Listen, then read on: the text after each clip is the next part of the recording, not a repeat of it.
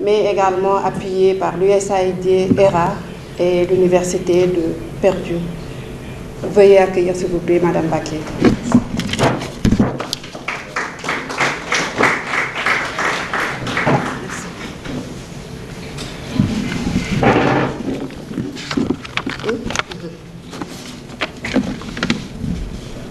Bonjour Madame la modératrice, bonjour distingués panélistes et distingués chers invités. Je me présente, je m'appelle Madame Astou Mbacké Gaye. Je suis la directrice de l'unité de transformation de céréales locales, présidente du GIE Touba Darou Salam et PCA d'une mutuelle d'épargne et de crédit. À l'époque, vu la situation, nous avons créé le GIE pour extirper les femmes de la pauvreté. Quelques années plus tard, nous avons mis sur place une unité de transformation de céréales locales qui est maintenant semi-industrielle. Pour ne pas perdre trop de temps, je vous prie de voir cette vidéo.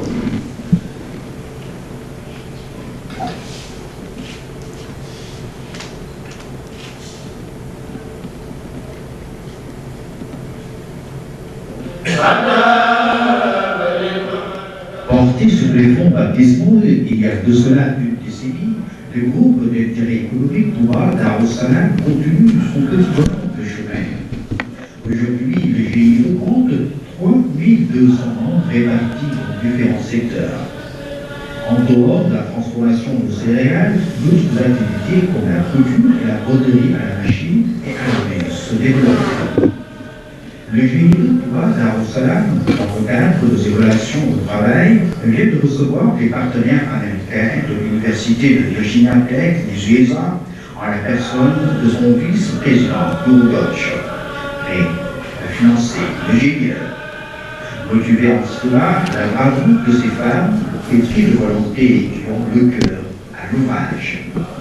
Les qualités chrétiennes de leur présidente, Sokhna Astou Mbacké, qui, par son sens de l'initiative, a pu financer une formation des membres du GIE à l'Institut de technologie alimentaire ITEA sur les techniques de transformation et de conservation des céréales locales. Le GIE dispose actuellement d'une mutuelle d'épargne et de crédit et compte jouer pleinement sa partition au développement de la ville sainte de Touba. Comme vous l'avez pu le constater, notre compagnonnage technique avec l'ITEA a duré plus d'une décennie. Pour rappel, le premier grand projet financé par les Américains dans la transformation des céréales locales est le projet PL 480, qui a vu le jour dans les années 80. C'était la première fois que la transformation primaire, qui était jusque-là traditionnelle, a été standardisée et vulgarisée. Plus tard, en 1986, le projet ISOMIL fut la continuation du PL 480. Ce fut le début de la standardisation des céréales locales. C'est la transformation secondaire des céréales. C'est la période où l'ITEA a formé plusieurs femmes. Ce fut l'événement des femmes entrepreneurs. C'est à partir de ce moment que l'on retrouve les produits de transformation secondaire comme le araw et le sankhal. Vous pouvez mettre ça? Oui. Comme le araw et le sankhal. Sur les rayons des grandes surfaces. Ces produits qui étaient jadis confinés aux zones rurales entrent brutalement dans les zones urbaines. C'est la période où je reviens de la France. Et comme j'ai été élevée et grandi dans le social pour faire de bonnes actions, je me devais de trouver un moyen d'aider les femmes. Pour ce faire, on a créé le GIE Touba Darou Salam. Avec moult transactions, j'ai été la première à être financée par le FNPJ et la première à rembourser le prêt. Et c'est pour cela qu'à cette période, on nous avait pris comme jeunesse, modèle de jeunesse saine. Toujours après moult transactions, on a réussi à décrocher un financement de la BID, un prêt, une subvention de la BID de 27 000 $, et en plus des 49 millions que j'avais investis pour l'installation de l'unité de transformation de céréales locales.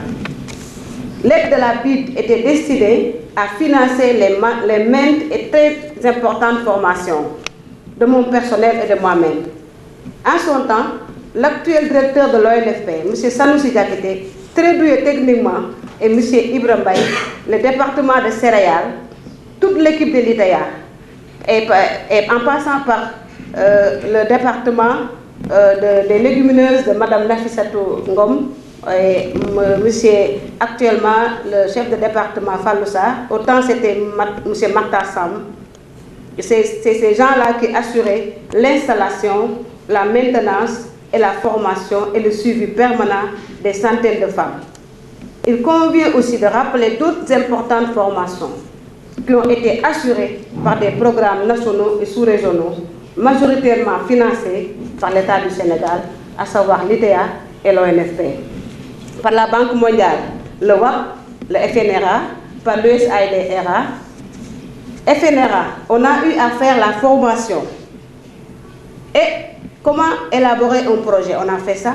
Une autre formation sur la gestion des ressources financières financée par le WAP. Madame Khan est dans la salle. Et on attend une subvention de 2 millions que nous devons recevoir dans les jours qui viennent. Toujours, c'est dans le cadre des relations entre le FNRA et le WAP. Quant au WAP, nous avons reçu une formation sur les techniques de fabrication de la farine infantile précuite par le professeur Dr Sadji et Mme Aïssatou Ngom de l'ITEA sous la direction du Dr Ndeye Fatou Ndiaye, le chef de département de la nutrition qui est là, une personne très disciplinée. Cette formation de farine précuite a été démultipliée à 150 femmes à Touba la semaine passée. En parlant de l'encart, elle nous a facilité à avoir de la farine première, de matière de qualité, en nous facilitant à signer des contrats de commercialisation en 2015. Il y a aussi l'ONFP qui nous a permis de faire de 100 formations et le ministre lui-même était déplacé jusque là-bas pour vraiment nous apporter des appuis. Nous avons aussi un contrat avec les boulangers du Sénégal, ici présent, le président des boulangers. Ils ont un contrat avec une, ils ont un projet de planification, c'est-à-dire l'incorporation du maïs et du mil dans le pain. Et nous, on fait partie de l'ATCL, dirigée par Mme Dem, et nous livrons la farine aux boulangers. Quant à ERA, en dehors de l'important projet de l'extrusion des céréales et légumineuses, grâce aux résultats obtenus par ce projet, 2 autres projets majeurs ont été écrits entre le Dr Bruce Amaker, Mario et le Dr Djibril Traoré, qui est là et qui a beaucoup fait dans ce que nous faisons. Je vous parle du projet FPL, financé à hauteur de 2,5 milliards de francs CFA entre le Sénégal, le Kenya et l'Université Perdue, et un deuxième projet, Instromil, financé à hauteur de 500 millions. Ça, c'est le Fit the Future du président Obama. Avec le projet FPL, il y a un véritable changement de paradigme en Afrique subsaharienne. Les céréales locales et légumineuses sont transformées en farine instantanée enrichie en utilisant une technique peu coûteuse. Autrefois, la majeure partie des produits instantanés provenaient de la multinationale Nestlé, qui utilisait des extrudeuses des centaines de millions. Le projet FPL est particulier en ce sens, car il est soutenu par une recherche approfondie entre l'Université de Perdue, l'Université de Pretoria en Afrique du Sud, Simon et l'ITEA.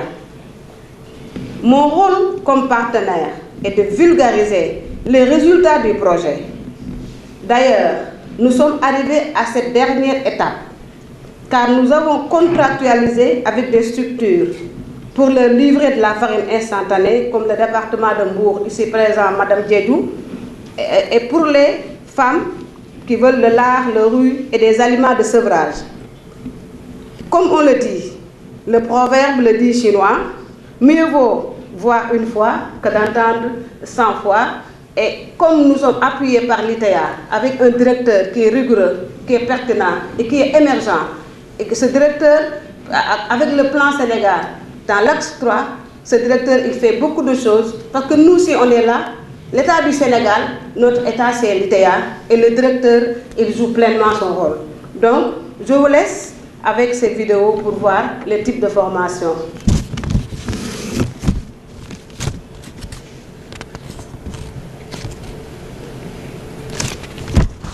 Ça passe?